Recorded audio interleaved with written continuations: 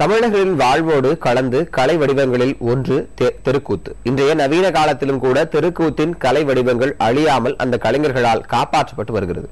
இதனை சாதுரியமாக நிகழ்த்தி காட்டும் கலைஞர்களுக்கு அரசு உதவி வழங்க வேண்டும் என்று கூத்து கலைஞர்கள் கோரிக்கை விடுத்துள்ளனர்.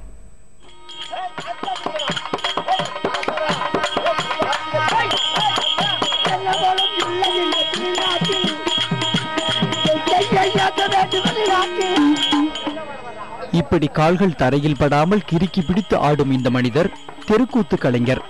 தமிழர்களின் மிக முக்கிய பண்பாட்டு அடையாளங்களில் ஒன்றான கூத்துக்கலையை இவர்கள்தான் தங்கள் உயிர் மூச்சாக கருதி அந்த கலையை உயிரோட்டத்துடன் வைத்துள்ளனர். இந்த கலை வடிவம் கிபி 6ஆம் நூற்றாண்டில் 2ஆம் புலிகேசி காலத்தில் செழிப்புற்று இன்று பல பரிணாமங்களை அடைந்து மக்களின் வாழ்வோடு கலந்து போய் உள்ளது. கடலூர், விழுப்புரம், திருவண்ணாமலை, காஞ்சிபுரம் உள்ளிட்ட மாவட்டங்களில் இன்றும் இரவு நேரங்களில் கூத்து நடத்தப்படுகின்றது. தற்போது 200க்கும் அதிகமான குழுக்கள் செயல்படுகின்றன. ஒவ்வொரு குழுவிலும் 20 to 25 பேர் உள்ளனர். நான் சென்று முதலாக ஆடும்போதெல்லாம் 1500 ரூபாயில நாடகம் வந்துடும். அப்பெல்லாம் எங்களுக்கு 40 ரூபாய் சம்பளம். இப்ப உலகில் பார்க்க போனா கலைகளாகப்பட்டது அங்கீகரிக்க விட்டது. சினிமாவோட புகழ் இப்ப தெரு கூத்துக்கு வலிமை பெற்று இருக்குது. இதை கண்டிப்பாக நம்பி உள்ளவர்கள் நலம் பெற வாழ வேண்டும். கூத்துக்கலையை அழிவிலிருந்து காக்கும் கலைஞர்களின் நிலையோ கேள்விக்குறியாக உள்ளது. இதற்காக தனி வாரியம் அமைத்து தமிழக அரசு கூத்துக்கலையும் அதனை நிகழ்த்தும் கலைஞர்களையும் காக்க வேண்டும் என்று அவர்கள் சார்பில் கோரிக்கை முன்வைக்கப்படுகிறது. மேலும் அவர்களுக்காக இந்த கலையை கற்றுத்தரும் சிறப்பு பள்ளிகள் மாவட்டம் தோறும் திறக்கப்பட வேண்டும் என்றும் கூத்து கலைஞர்கள் கோரிக்கை விடுத்துள்ளனர்.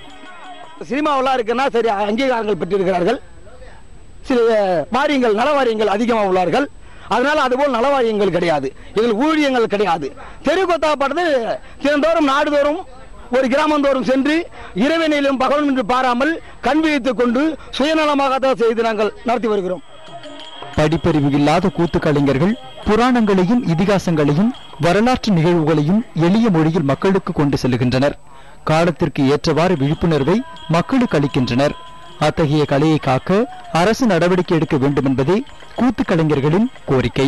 புதிய தலைமுறைக்காக கடலூர் ஸ்ரீவரிடம் மருகிறேன்.